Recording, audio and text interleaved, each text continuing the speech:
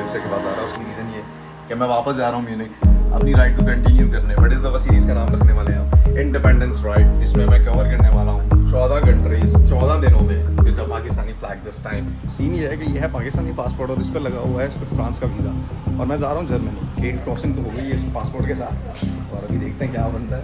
Immigration है तो मेरा दिमाग घुमा भाई साहब, कौन पूछता कितने पैसे लाए हो, क्या करने वाले हो। निकलते साथ उन्होंने मुझसे पहला सवाल ये पूछ लिया, जैसे ही हम निकला ना अभी बॉर्डर क्रॉस से, कस्टम वालों ने कितना कैश कैरी करो। मैंने कहा भाई पैसे तो है नहीं, थोड़ा स्ट्रिक्ट था। प्रॉबेबली म्यूनिक में होगा, जाते हुए तो कोई इशू नहीं होता, लेकिन अभी हुआ। बट ये वाला एक्सपीरियंस थोड़ा क्रेजी हो गया, मतलब आपका वीज़ा ही नहीं है यहाँ का, बताते हैं।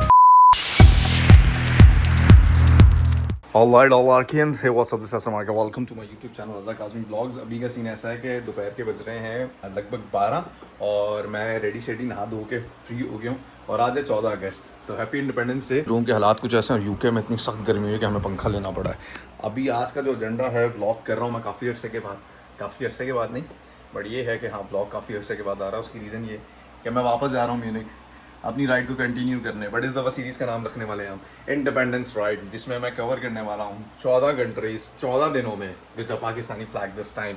ये वाली राइड पूरी जो है ना हम अगस्त में कंप्लीट करने वाले हैं, तो हम ये पूरी राइड जो है वो पाकिस्तान को डेडिकेट करने वाले हैं। बहरहाल अभी सीन ये है कि मुझे जो है ना वो नहा धोकर फ्रेश तो हो गया हूँ मैं, बट अभी बस लुक्स कुछ ऐसी हैं, बैगी पैंट और एक लूसी शर्ट, क्योंकि वेदर बहुत ज़्यादा गर्म है। अभी जो बस मुझे करना है वो ये करना है कि नाश्ता करना और फिर हमें निकलना है। अभी समझ नहीं आ रहा कैप कौन सी पहन के दूँ, कैप की कलेक्शन ख़त्म होती जा रही है, तो नई कैप भी लेनी है। तो भाई साहब हमने ना पहनी हुई है इस वक्त वूप, और वूप एक कंपनी है जो कि आपको जो ना वो स्ट्रेस लेवल बताती है। अभी सीन ये चल रहा है कि मैं और फातिर सुबह से इस पर लगे, तेरा मेरा 16 है, इसने भी नई ताज़ी लिया। फातिर पे कितना है आपका अभी? 16, और मेरा चल रहा है 13, जबकि स्ट्रेस मुझे होना चाहिए। तुझे किस बात का स्ट्रेस है भाई? 3% स्ट्रेस आपका ले रहा हूँ। किस बात का? फ्लाइट तेरी है? फ्लाइट मेरी नहीं है ना, ले रहा हूँ मैं। अच्छा इंसान आप बड़े गंदे इंसान हो यार।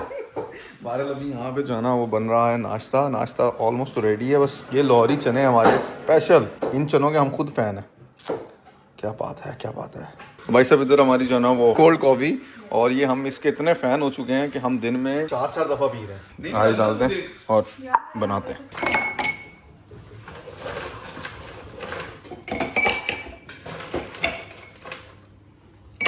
फादर भाई ने भी ना शहीदों में उंगली कटवा ली है एक बर्फ़ डाल के, ताकि स्ट्रेस लेवल का जो है ना वो पूरा हो जाए। भाई सब कंप्लीट हमारा जो है ना वो नाश्ता रेडी हो गया। ये है हमारी cold coffee, favourite cold coffee. और लिटरली यार ये चने कोई कितनी दफ़ा बन चुके हैं फादर साहब? 5 दफ़ा बने, और ये बनते हैं यहाँ तक, ठीक है। और उसके बाद इसको ख़त्म करने में जो है ना टाइम नहीं लगता, फिर ख़त्म हो जाते हैं। बहरहाल अभी नाश्ता शुरू करते हैं। ये मस्त पराठे।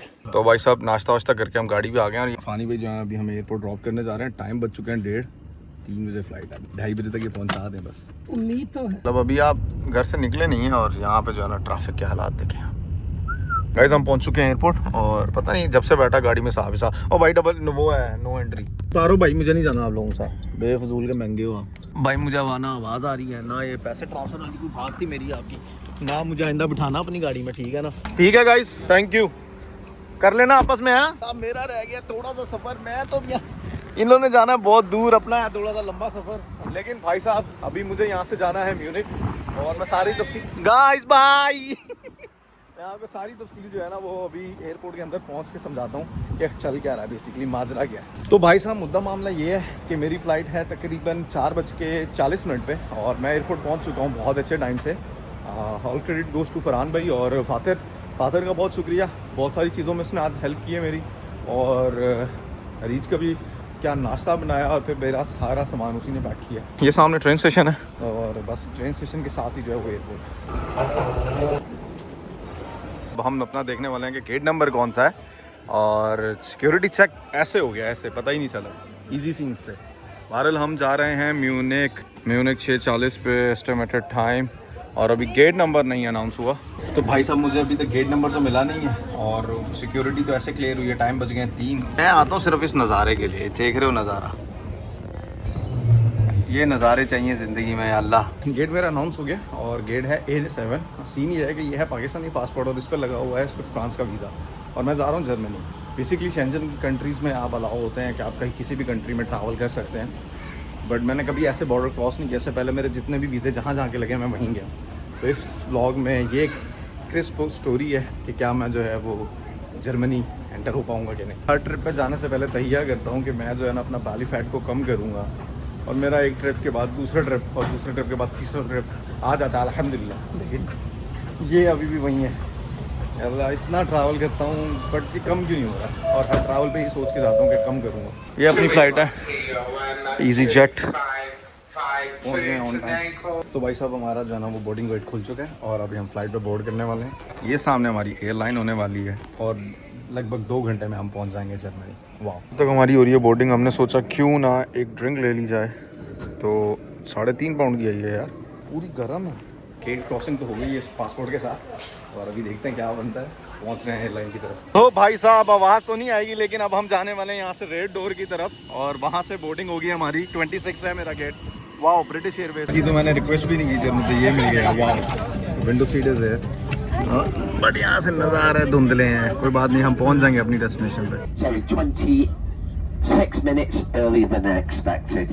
Please remain seated with your seatbelt securely fastened until the captain turns off the seatbelt sign.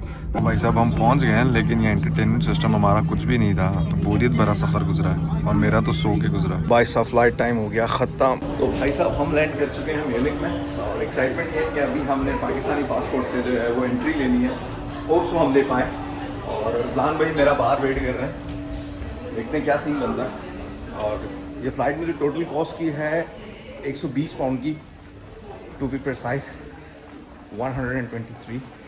तो अभी बॉर्डर क्रॉस करना है फिर गुड टू गो। जिस गेट से बाहर आया हूँ ना, इसी गेट से लास्ट टाइम जो है हम लोगों ने एंट्री की थी और अभी भी वही से जो है ना मैं एग्जिट करूँगा। तो मतलब नॉस्टैल्जिया सा हो रहा है। बाकी सांस फूल रहा है और जर्मन थोड़ा पसंद नहीं करते हैं कैमरा पे दिखने के लिए, तो इसलिए मेरी कोशिश होगी कि मेरे फ्रंट पे ही रहे। भाई साहब बॉर्डर क्रॉस करके हम पहुंच चुके हैं म्यूनिख में। तो वेलकम टू म्यूनिख। और अभी का सीन ऐसा है कि बस अभी यहाँ से रज़लान भाई के पास जाना है और अपनी बाइक को देखने के लिए मैं बहुत बेताब हूँ। भाई साहब निकलते साथ उन्होंने मुझसे पहला सवाल ये पूछ लिया है, जैसे ही हम निकला ना अभी बॉर्डर क्रॉस से, कस्टम वालों ने, कितना कैश कैरी कर रहे हो? मैंने कहा भाई पैसे तो है ही नहीं। कहता कार्ड। मैंने कहा हाँ वो है। तो भाई साहब जर्मनी थोड़ा सा जो है ना वो है, मतलब मैंने फ्रांस में तो ऐसे बॉर्डर क्रॉस किया और एम्स्टर्डम में, मुझे जर्मनी की लॉजिक नहीं समझ में आई। थोड़ा स्ट्रिक्ट था। प्रॉबेबली म्यूनिख में होगा, जाते हुए तो कोई इशू नहीं होता, लेकिन अभी होगा। अभी बस मैं जा रहा हूँ कार पार्क की तरफ। अज़लान भाई वेट कर रहे हैं। तो भाई साहब अज़लान भाई को अभी टाइम है, तो हमने सोचा कि कुछ खा लें। इसके एक लेने की रीज़न ये है कि भाई साहब जर्मन इमिग्रेशन है तो मेरा दिमाग घुमा दिया।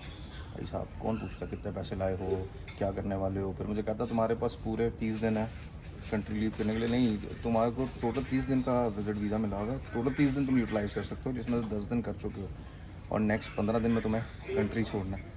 तो मैंने कहा छोड़ देंगे, कोई मसला ही नहीं है। तो ये थोड़ा सा मुझे नहीं पता था इस बारे में, ये अच्छी चीज़ पता चल गई। थोड़ा नर्वस भी था मैं, बट उसने जब पैसे पूछे कितने, मैंने कहा इतने पैसे हैं। सुना thank you sir for coming literally. तो भाई पैसे की गेम है, पैसे कमा लो, अच्छी बात है। बट ये वाला एक्सपीरियंस थोड़ा क्रेज़ी हो गया। मतलब आपका वीज़ा ही नहीं है यहाँ का और आप यहाँ आ रहे हो। मेरा वीज़ा फ्रांस का है, तो मैंने उसे बोला मैंने वापस फ्रांस से ही जाना। तो मैं आ गया हूँ चीज़ केक खा के बाहर। पता नहीं क्यों अभी मेरे को ना अच्छा सा नहीं लग रहा है एयरपोर्ट। ऐसा होता है कभी कभी ना, जब ज़्यादा एयरपोर्ट वाले सवाल पूछ लेना तो मुझे अच्छा नहीं लगता। बहरहाल मेरे सामने जो आप देख रहे हैं पीछे, वो म्यूनिख एयरपोर्ट है और बस अज़लान भाई का वेट है। अज़लान भाई को डिपो जाना पड़ गया था एक इमरजेंसी के लिए। उन्होंने कहा हम आ रहे हैं 15 से 20 मिनट में, तो कोई मसला नहीं है, वेट कर लेते हैं। और क्योंकि उन्होंने मुझे पहले कॉल की थी, तब मैं जो है ना भाई साहब बॉर्डर कंट्रोल में फंसा हुआ था। भाई साहब इस वक्त मैं अपने हाथ में कैरी कर रहा हूँ वूप। ये बेसिकली हेल्थ रिस्क बैंड है जो कि आपको बताता है कि आपके अंदर रिकवरी प्रोसेस क्या है, आपका स्लीप पैटर्न कैसा है और आपका स्ट्रेस लेवल क्या है।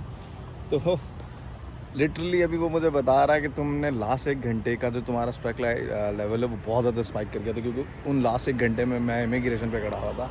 मुझे नहीं पता ऐसा क्यों होता है, नॉर्मली सबके साथ होता ही नहीं होता।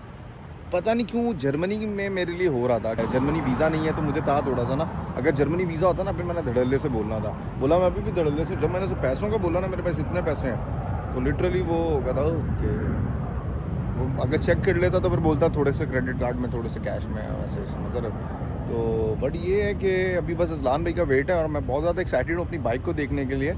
और बेसिकली मैं आपको कल पूरा बताऊँगा एजेंडा क्या है मेरा, इस पूरी राइड का मकसद क्या है, तो वो भी आपको कल ही पता चलने वाला है। बट अभी बस म्यूनिख में हूँ। अब म्यूनिख अच्छा है बट टेम्परेचर बहुत गर्म हो रहा है, 32 डिग्री फील्स लाइक, मुझे लग रहा 40।